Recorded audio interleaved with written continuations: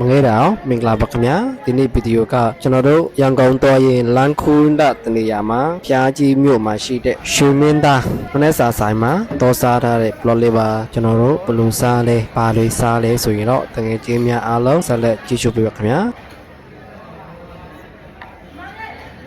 ဒါကတော့ဆိုင်ရဲ့အရှိတ်ပဲပေါ့ဗျာဆိုင်ကအသိပွတ်ထားရဲဆိုတော့တော်တော်တက်ပြတ်ပါတယ်ခင်ဗျာ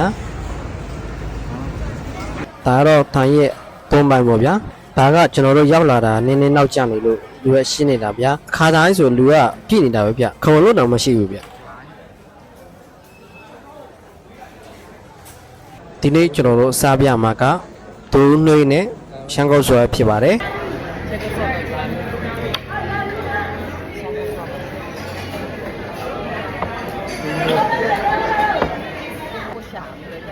သူ့ဆိုင်ရဲ့ဒူးနှွေးရတော့အနက်ကမွေးပြီးတော့အရန်ကိုစားကောင်းမေပုံပဲဗျ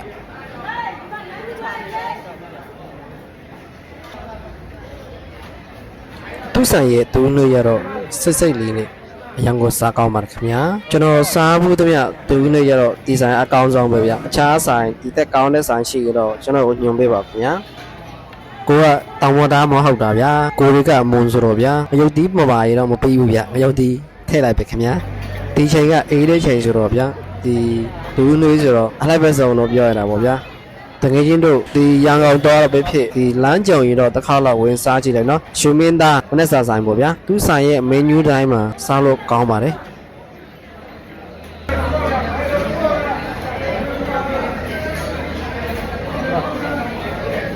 စားကောင်းချက်ကတော့ဗျာတကယ်ချင်းတို့မြင်တဲ့အတိုင်းပဲဗျာအကောင်လုံးပြောင်းပါတယ်ခင်ဗျာဇွန်းနဲ့ပါချတယ်ဗျာသူနဲ့အာမရလို့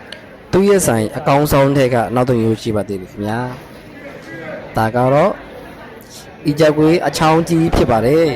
သူဆိုင်ရဲ့အီဂျက်ကွေးကတော့ဘယ်နေရာမှမရှိတော့ဗျာတော်တော်ကြီးပါတယ်ဒီလောက်ကြီးတဲ့အီဂျက်ကွေးအချောင်းကမှ1400ပဲပေးရတယ်ဗျာဒီကျွန်တော်တို့ရွာရဲ့အီဂျက်ကွေး3ချောင်းစာလောက်ရှိပါတယ်ဗျာတော်တော်ကြီးပါတယ်အရတာကတော့ပြောစရာတော့မလိုပါဘူးဗျာအရန်ကိုကောင်းပါတယ်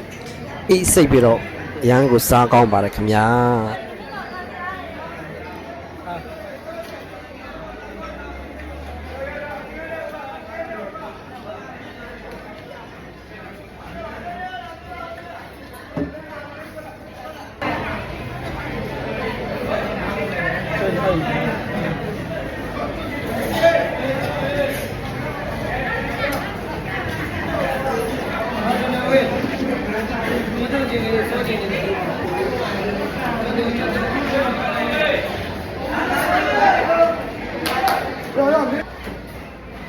သူဆိုင်ရဲ့လက်ဖက်ကြီးရတော့ပုံမှန်ပဲဗျအရင်ကမကောင်းပါဘူး